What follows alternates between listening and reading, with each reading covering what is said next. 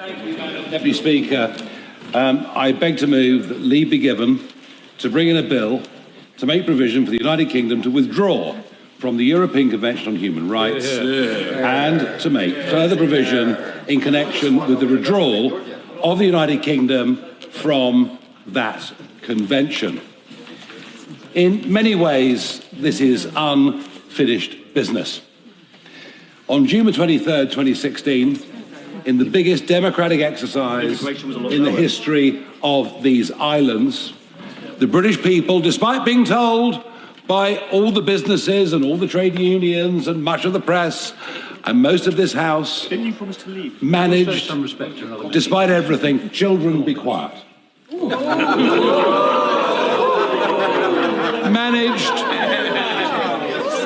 managed. Order. I will be responsible for maintaining order in this chamber. Nigel Farage. Yes, Madam Deputy, I'm sure you will allow me the opportunity to continue to try and say something without such constant interventions, and I thank you for that. And we voted clearly by a massive margin for the British people to bring back the sovereignty. And by the way, what makes me laugh about this isn't just the sovereignty of this country, it's the sovereignty of this very chamber and the people within it to bring power back to this very place. And that is what we voted for. That Brexit cannot be complete, all the while we're subject to a foreign court and frankly, a piece of legislation brought in by the Blair government upon which judges can choose their own political interpretation.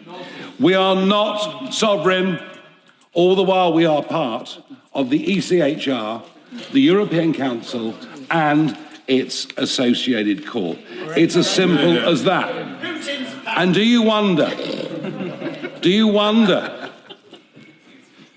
it's marvellous to see the intellectual levels of debate in this place, it really is. Do you wonder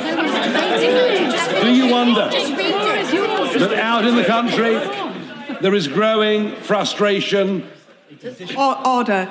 Can I remind members that the honourable gentleman has a 10-minute rule bill in front of this House and should be listened to without interruption. Nigel Farage. Thank you, Madam Deputy Speaker. I was talking about fear growing in the country, anger growing in the country. I sense there's also a bit of that growing in this chamber as well.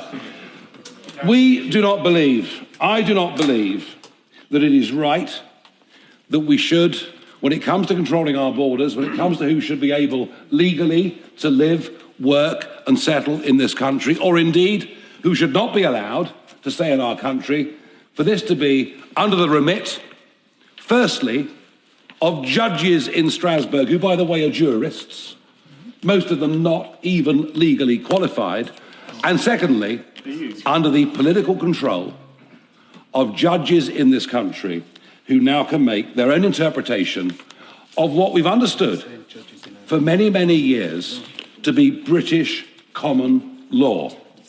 And let's just remind ourselves, very briefly, of some of the worst examples of where the ECHR takes away our democratic rights.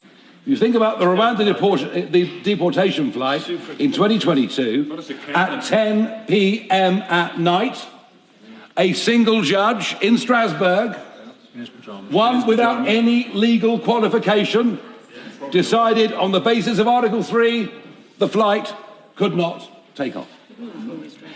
And we go on, of course, to horrendous stories, particularly under Article 8, the right to a family life.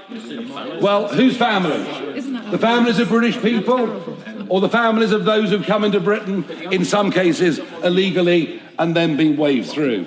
Some of it is disgusting beyond belief. A Pakistani child sex offender dodged deportation on the basis that his removal would harm the children that he'd had in this country. And this goes on and on and on. Brazilian murderers, rapists, many others who claim under Article 8 the right to a family life. Well, what about British families? Yeah. What about their rights? What about their freedoms? What are your priorities here as members of this place? I've never seen so many Liberal Democrats in all my life. I've never seen mine.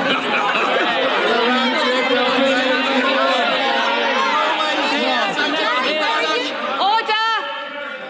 Continue.